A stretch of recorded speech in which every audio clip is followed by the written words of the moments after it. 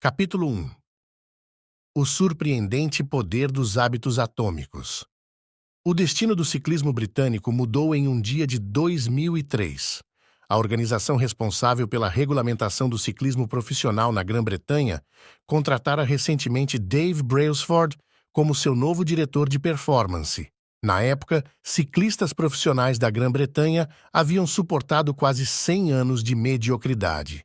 Desde 1908, os ciclistas britânicos conquistaram apenas uma medalha de ouro nos Jogos Olímpicos e se saíram ainda pior na maior corrida do ciclismo, o Tour de France.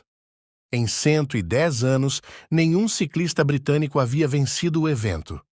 Na verdade, o desempenho dos ciclistas britânicos era tão decepcionante que um dos principais fabricantes da Europa se recusou a vender bicicletas para a equipe porque temia que isso prejudicasse as vendas se outros profissionais vissem os britânicos usando seus equipamentos.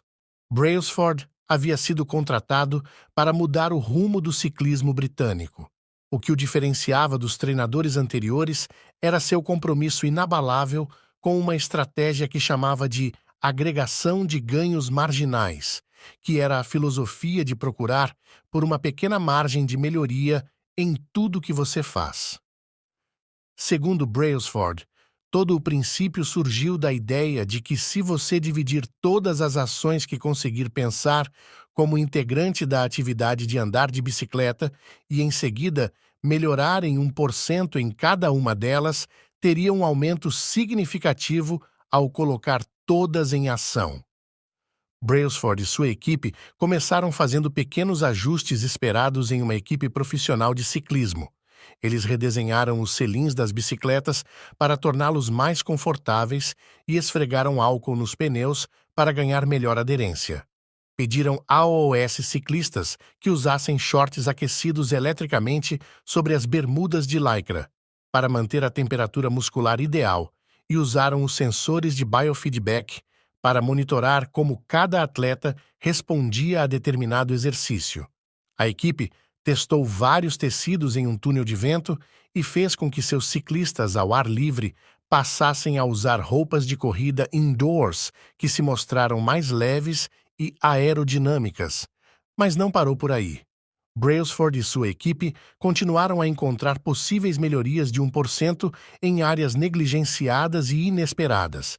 Eles testaram diferentes tipos de gel de massagem para ver qual deles levava a uma recuperação muscular mais rápida. Contrataram um cirurgião para ensinar a cada ciclista a melhor maneira de lavar as mãos para reduzir as chances de pegar um resfriado. Determinaram o tipo de travesseiro e colchão que proporcionava a melhor noite de sono para cada atleta. Até pintaram o interior do caminhão da equipe de branco, o que ajudava a identificar pontos de poeira que normalmente passariam despercebidos, mas poderiam prejudicar o desempenho das bicicletas precisamente ajustadas. Como essas e centenas de outras pequenas melhorias se acumularam, os resultados foram mais rápidos do que se poderia imaginar.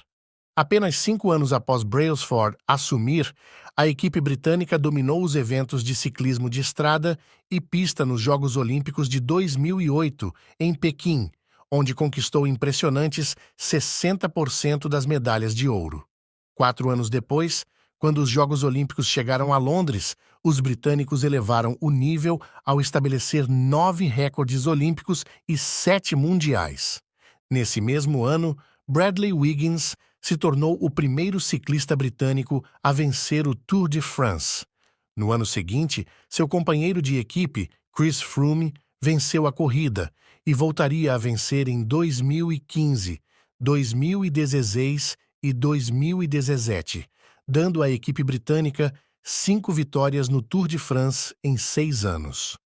Durante um período de 10 anos, de 2007 a 2017, os ciclistas britânicos conquistaram 178 campeonatos mundiais e 66 medalhas de ouro olímpicas ou paralímpicas, e conquistaram 5 vitórias do Tour de France, que é considerada a corrida mais bem-sucedida na história do ciclismo. Como isso aconteceu? Como atletas comuns se transformam em campeões mundiais com pequenas mudanças que, à primeira vista, parecem fazer uma diferença modesta, na melhor das hipóteses. Por que pequenas melhorias se acumulam em resultados tão notáveis e como você pode replicar essa abordagem em sua própria vida? Por que os hábitos fazem a diferença? É muito fácil superestimar a importância de um momento decisivo e subestimar o valor das pequenas melhorias diárias. Muitas vezes, nos convencemos de que um grande sucesso requer uma grande ação. Seja para perder peso, construir um negócio, escrever um livro, ganhar um campeonato ou alcançar qualquer outro objetivo, pressionamos a nós mesmos para gerar uma melhoria impressionante de que todos comentem. Enquanto isso, melhorar em 1% não é particularmente notável, às vezes nem é perceptível, mas pode ser muito mais significativo, especialmente em longo prazo. A diferença que uma pequena melhoria pode fazer ao longo do tempo é impressionante. Veja como a matemática funciona. Se você conseguir ficar 5% melhor a cada dia durante um ano, acabará sendo 37 vezes melhor quando terminar. Por outro lado, se ficar 1% pior a cada dia durante um ano, você declinará quase a zero. O que começa como uma pequena vitória ou um pequeno contratempo se acumula em algo muito maior. Hábitos são os juros compostos do autoaperfeiçoamento.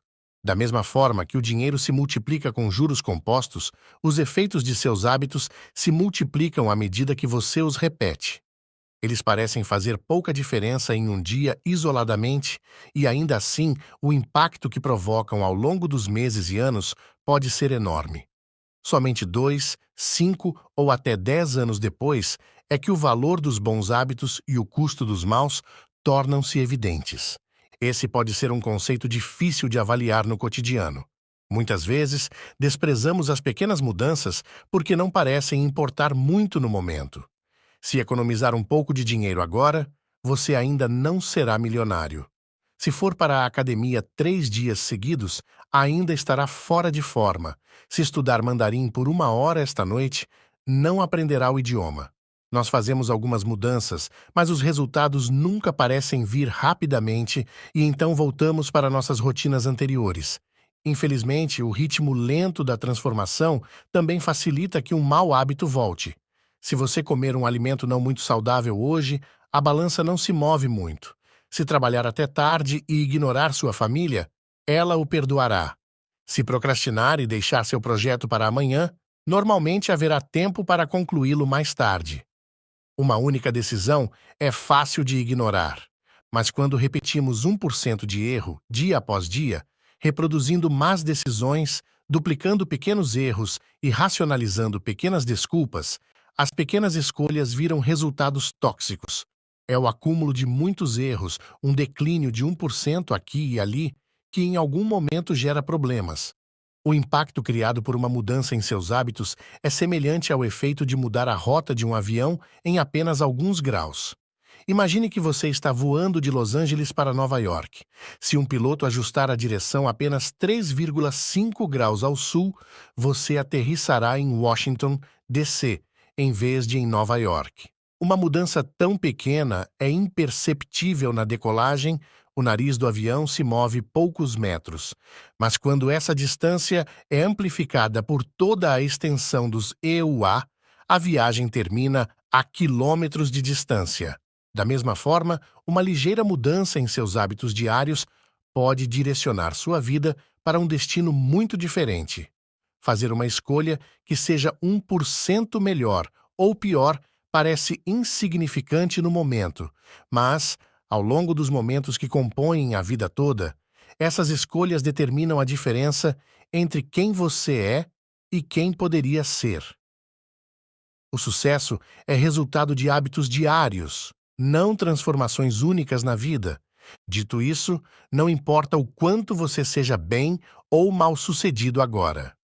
O que importa é saber se os seus hábitos estão colocando você no caminho do sucesso. Sua preocupação deve ser muito maior com sua trajetória atual do que com seus resultados atuais.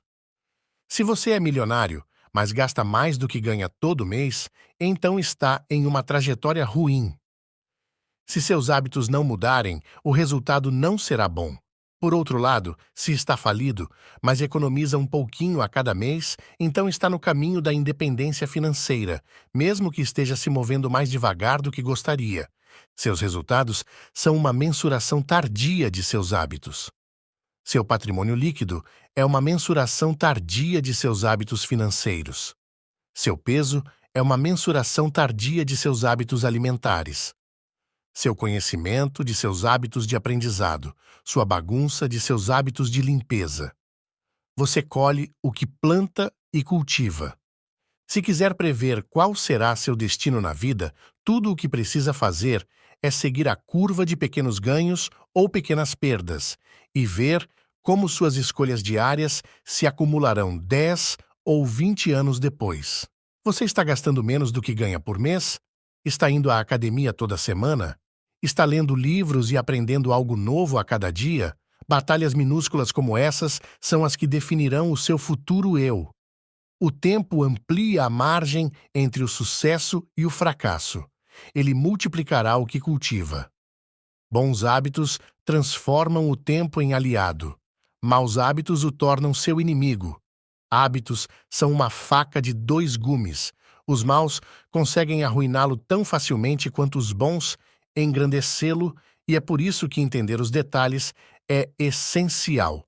Você precisa saber como os hábitos funcionam e como projetá-los a seu gosto, para que possa evitar a face perigosa da lâmina. Como realmente é o progresso? Imagine que você tem um cubo de gelo na mesa à sua frente. A sala está fria e você pode ver sua respiração. Neste momento, a temperatura é de 25 graus. Mas, lentamente, a sala começa a se esquentar. 26 graus, 27, 28. O cubo de gelo ainda está na mesa à sua frente. 29 graus, 30, 31. Ainda assim, nada acontece. Então, a temperatura atinge os 32 graus. O gelo começa a derreter. Uma mudança de 1 grau, aparentemente igual aos aumentos de temperatura anteriores, desencadeou uma grande mudança. Momentos revolucionários são muitas vezes o resultado de várias ações anteriores que criam o potencial necessário para desencadear uma grande mudança. Esse padrão aparece em todos os lugares. O câncer passa 80% de sua vida indetectável, depois toma o corpo em meses. O bambu mal pode ser visto nos primeiros 5 anos, pois constrói sistemas radiculares extensos no subsolo antes de romper do solo e atingir 27 metros em 6 semanas. Da mesma forma, os hábitos geralmente parecem não fazer diferença até que você cruze um limite crítico e desbloqueie um novo nível de desempenho. Nos estágios iniciais e intermediários de qualquer missão, muitas vezes há um vale de desilusão. Você espera progredir de forma linear e é frustrante como as mudanças parecem ineficazes nos primeiros dias, semanas e até meses. Não parece que você está indo a lugar algum. É uma característica de qualquer processo de composição. Os resultados mais poderosos são tardios. Essa é uma das principais razões de ser tão difícil construir hábitos duradouros. As pessoas fazem algumas pequenas mudanças, não conseguem ver um resultado tangível e decidem parar. Você pensa, estou correndo todos os dias há 1 mês, por que não consigo ver nenhuma mudança no meu corpo? Uma vez que esse tipo de pensamento assume o controle, é fácil deixar que bons hábitos caiam no esquecimento. Mas, para fazer uma diferença significativa, os hábitos precisam persistir por tempo suficiente para romper determinado patamar, que eu chamo de platô do potencial latente. Se você está com dificuldades para criar um bom ou abandonar um mau hábito, não significa que perdeu sua capacidade de melhorar. Muitas vezes é porque ainda não cruzou o platô do potencial latente. Reclamar sobre não alcançar o sucesso, apesar de trabalhar arduamente, é como reclamar que um cubo de gelo não está se derretendo quando você o aquece de 25 a 31 graus. Seu trabalho não foi desperdiçado, está apenas sendo armazenado. Toda a ação acontece quando atinge os 32 graus. Quando você finalmente romper o platô do potencial latente, as pessoas o chamarão de sucesso instantâneo. O mundo exterior só vê o acontecimento mais drástico e não tudo o que o precedeu. Mas você sabe que é o trabalho que fez há muito tempo, quando parecia que não estava fazendo progresso algum, que possibilita o salto de hoje. É o equivalente humano da pressão geológica. Duas placas tectônicas podem se friccionar uma contra a outra por milhões de anos, a tensão aumentando lentamente o tempo todo. Então, um dia, elas se friccionam mais uma vez, da mesma forma que fazem há séculos, mas dessa vez a tensão já está muito grande. Um terremoto irrompe. A mudança pode levar anos, até que aconteça de uma só vez. Maestria requer paciência. O San Antonio Spurs, um dos times mais bem-sucedidos da história da NBA, tem uma citação do reformador social Jacob Riis pendurada em seu vestiário. Quando nada parece dar certo, verei o cortador de pedras martelando sua rocha talvez 100 vezes, sem que uma única rachadura apareça. Mas na 100ª martelada, a pedra se abre em duas, e eu sei que não foi aquela que conseguiu isso, mas todas as que vieram antes. Todas as grandes coisas são originadas de pequenos começos. A semente de todo hábito é uma única e minúscula decisão. Mas como essa decisão é repetida, um hábito brota e se fortalece. As raízes se avigoram e os ramos crescem. A tarefa de abandonar um mau hábito é como desenraizar um poderoso carvalho de dentro de nós.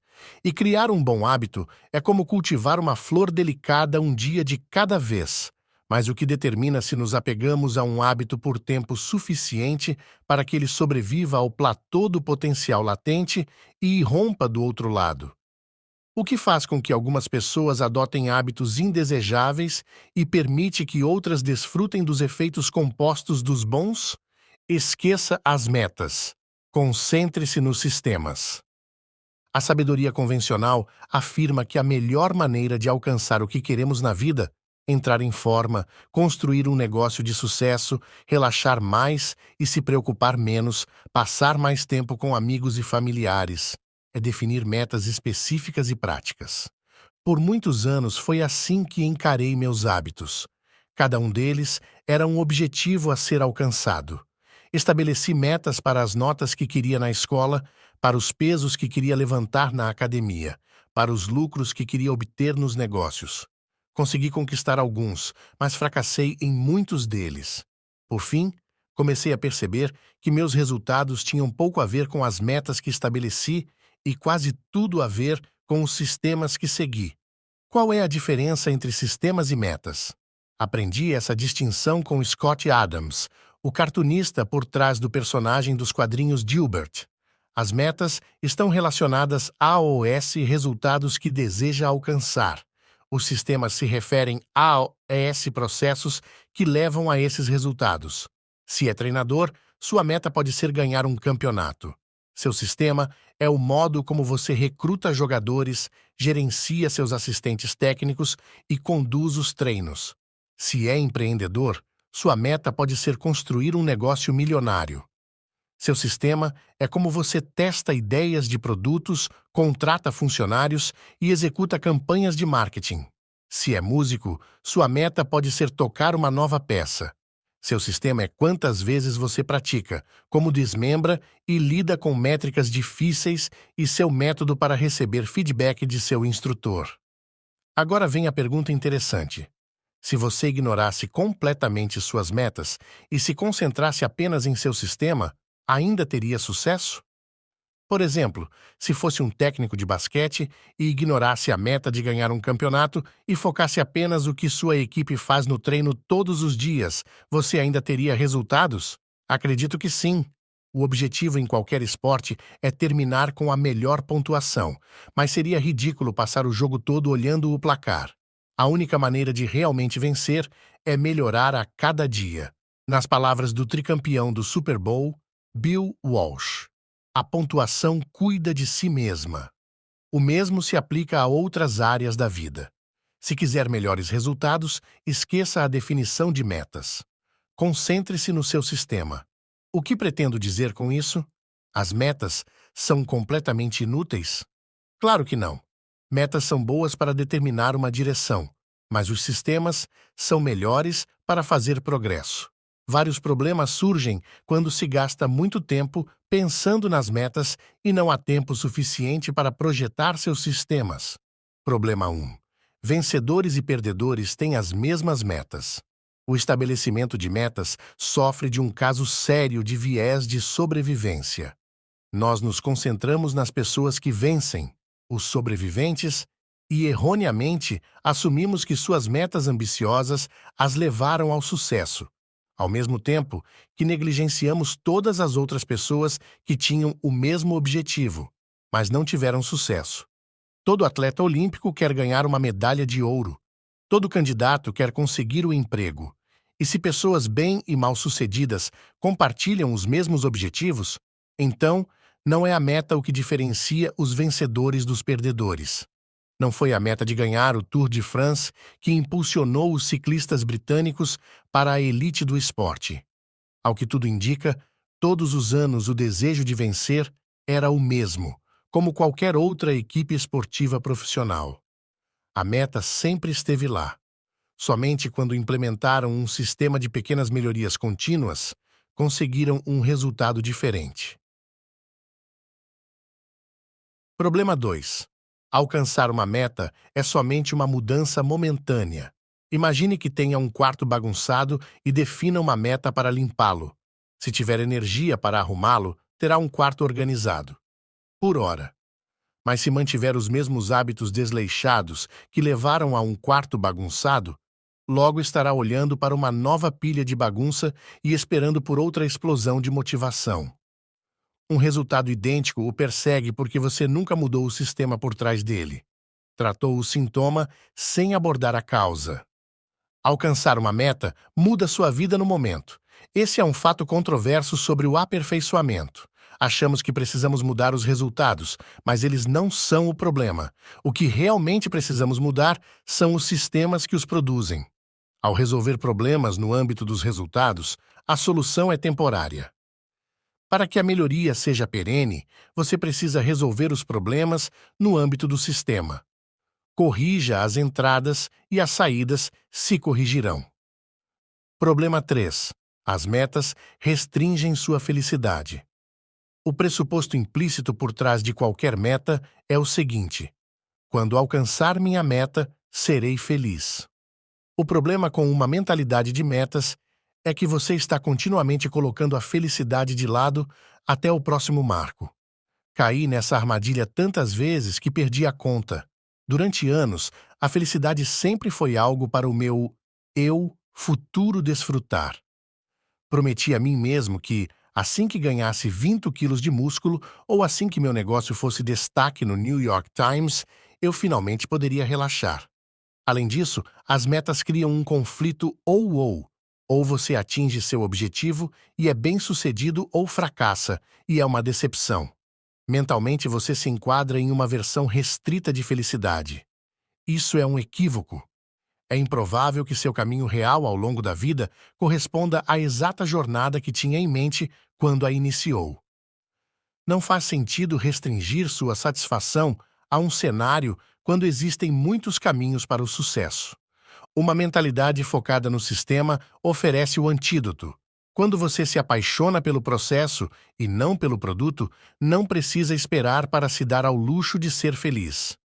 Pode ficar satisfeito a todo momento que seu sistema esteja em execução. E um sistema pode ser bem-sucedido de muitas formas diferentes, não apenas da primeira que você imagina. Problema 4. As metas estão em desacordo com o progresso em longo prazo. Por fim, uma mentalidade orientada por metas pode criar um efeito ioiô. Muitos corredores trabalham arduamente ao longo de meses, mas assim que cruzam a linha de chegada, param de treinar. A corrida não está mais lá para motivá-los. Quando todo o seu trabalho árduo está concentrado em uma meta específica, o que restará para impulsioná-lo depois de ser alcançada? É por isso que muitas pessoas se veem retomando os velhos hábitos depois de realizar um objetivo. O objetivo de estabelecer metas é ganhar o jogo. O propósito de construir sistemas é continuar jogando. O verdadeiro pensamento em longo prazo é o pensamento sem metas. Não se trata de uma única realização, mas sim de um ciclo de refinamento e melhoria contínua. Em última análise, é o seu compromisso com o processo que determinará seu progresso. Um sistema de hábitos atômicos. Se está tendo problemas para mudar seus hábitos, o problema não é você, é seu sistema. Maus hábitos se repetem de novo, não porque a mudança não seja desejada, mas porque o sistema errado está sendo usado. Você não sobe para atingir o nível de seus objetivos. Desce ao nível de seus sistemas. Concentrar-se no sistema geral, em vez de em um único objetivo, é um dos temas centrais deste livro. É também um dos significados mais profundos por trás da palavra atômico. Você provavelmente já percebeu que um hábito atômico se refere a uma pequena mudança, um ganho marginal, um aprimoramento de 1%. Mas os hábitos atômicos não são apenas velhos hábitos, por menores que sejam. São pequenos hábitos que fazem parte de um sistema maior. Assim como os átomos são os blocos de construção das moléculas, os hábitos atômicos são os blocos de construção dos resultados notáveis. Hábitos são como os átomos de nossas vidas. Cada um deles é uma unidade fundamental que contribui para a melhoria geral. No início, essas minúsculas rotinas parecem insignificantes, mas logo se acumulam e alimentam ganhos maiores que se multiplicam em um grau que supera em muito o custo de seu investimento inicial. Eles são pequenos e poderosos. Esse é o significado da expressão hábitos atômicos, uma prática ou rotina regular que não é apenas pequena e fácil de fazer, mas também a fonte de um incrível poder, um componente do sistema de crescimento composto. Resumo do capítulo. Hábitos são os juros compostos do autoaperfeiçoamento. Obter uma melhoria de 1% todos os dias conta muito no longo prazo. Hábitos são uma faca de dois gumes. Eles podem trabalhar para ou contra você, e é por isso que entender os detalhes é essencial. Pequenas alterações geralmente parecem não fazer diferença até que você cruze um limite crítico. Os resultados mais poderosos de qualquer processo de composição são tardios. Você precisa ser paciente. Um hábito atômico é um pequeno hábito que faz parte de um sistema maior. Assim como os átomos são os blocos de construção das moléculas, os hábitos atômicos são os blocos de construção dos resultados notáveis. Se quiser melhores resultados, esqueça a definição de metas. Concentre-se no seu sistema. Você não sobe para atingir o nível de seus objetivos. Desce ao nível de seus sistemas.